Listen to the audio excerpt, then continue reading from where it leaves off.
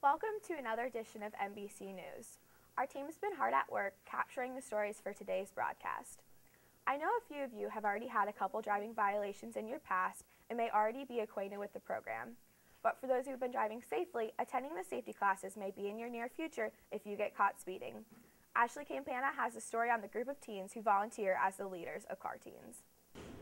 On the second Thursday of every month, teenagers gather in an old courthouse in downtown Lebanon to attend a program called Carteen. Carteen is taught for teens by members of the 4-H.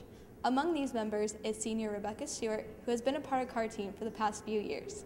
All 16 and 17-year-olds that get their first offense traffic violation are sent by the court to Carteens.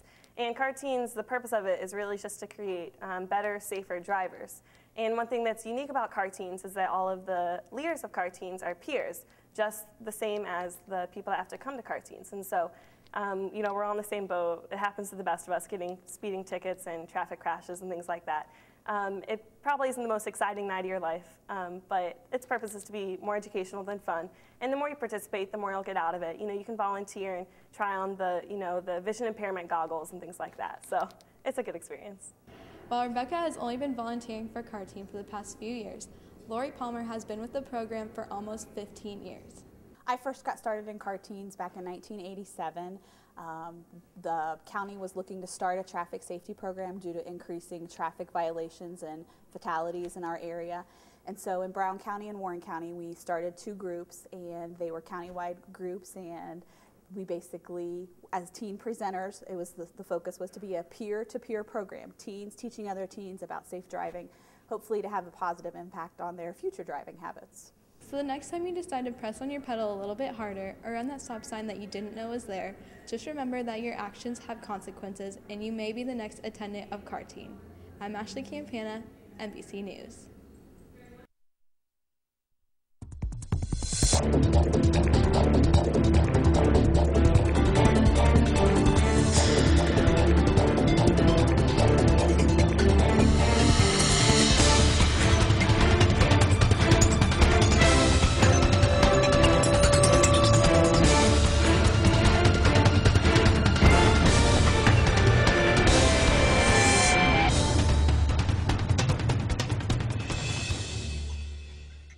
Welcome back to MBC Sports. With the spring sports season in full swing, we can honestly say that Mason sports are bringing the heat.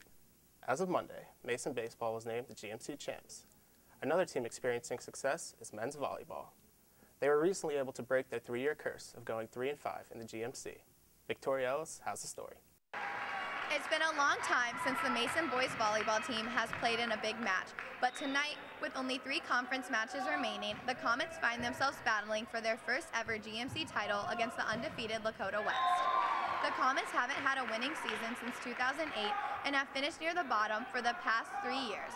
But behind some of the players who have been there during the bad times, the Comets are on the brink of experiencing some of the good times. Senior Alex McCorder has been a part of the volleyball team for the last 4 years.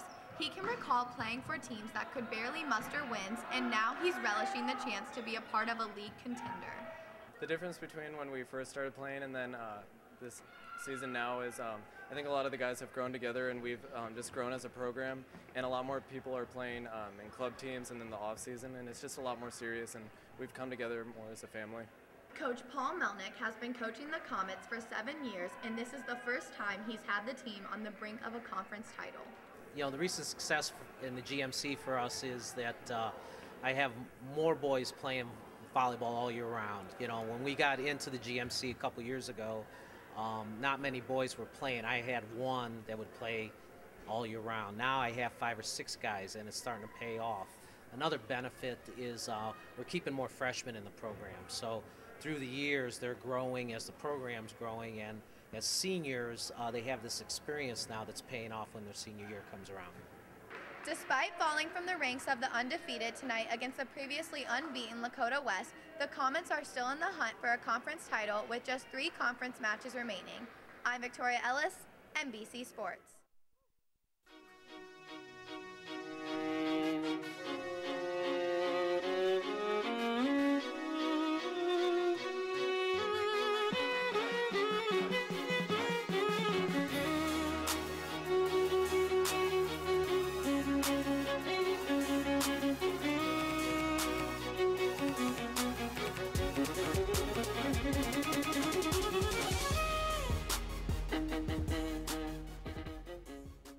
Welcome to MBC's Arts and Entertainment Report.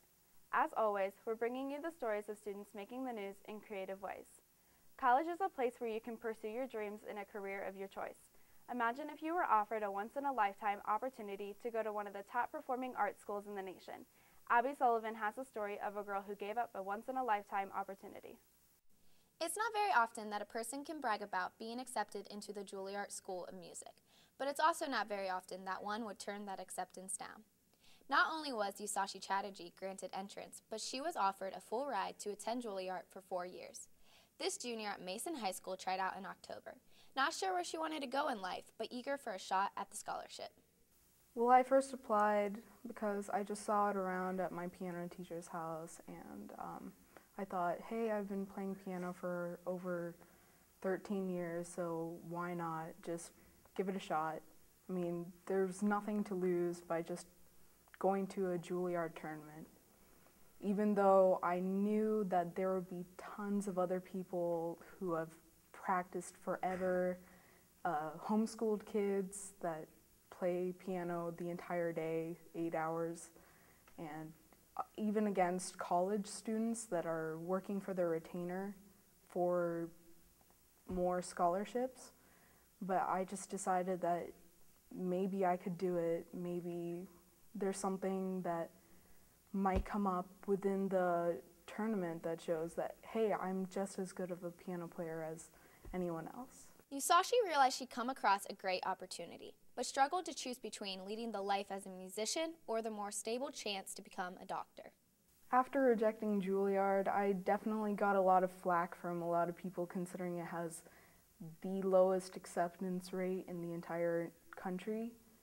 But I knew that instead of going there, I could go into a great engineering or med program in some other college like OSU or Duke, Johns Hopkins, all potential colleges that I really want to go to, whereas Juilliard, as amazing as the opportunity is, just isn't feasible for whatever path I'm going to take.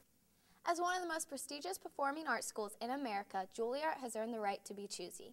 Before this talented artist, she too has decided she must be choosy and make that difficult decision to turn this tremendous offer down, to instead make a difference in the world, not as an artist practicing music, but as a doctor practicing the art of medicine. I'm Abby Sullivan, MBC News. Although MHS has a great music program, some students want to take their musical talents to the next level. Taylor Neville has a story of a new school that opened in Mason for kids who love to rock. In 1998, a single school was founded, but not just any type of school, a rockin' one. The School of Rock was created to inspire kids to rock on stage and in life. The school that musically teaches instrument and vocals to all ages has increased in popularity with over 70 schools in the States. Out of one of those 70, one of them rocks here in Comet Country. An important thing is to realize that we're not an average music school. We're just not lessons, as you might find at your local music store, but we're lessons and performance, so our program is very different. The people that we have teaching are working, gigging musicians, and that's really important to us because not only are they teaching the instrumental skills, but they're also teaching how to actually perform, and so we want people with a lot of performance experience. Not only does the name represent the music, but the students shy away from the pop culture that surrounds them, filling their iPods with that old-time rock and roll. The atmosphere of School Rock is pretty chill. Everybody's so rock and roll here. Like the instructors, they all have like lots of experience, so like they can like share their experience with us. So we kind of like get their user experience onto ours, and they just teach us how to rock, and they like encourage us to rock out on stage just like they do.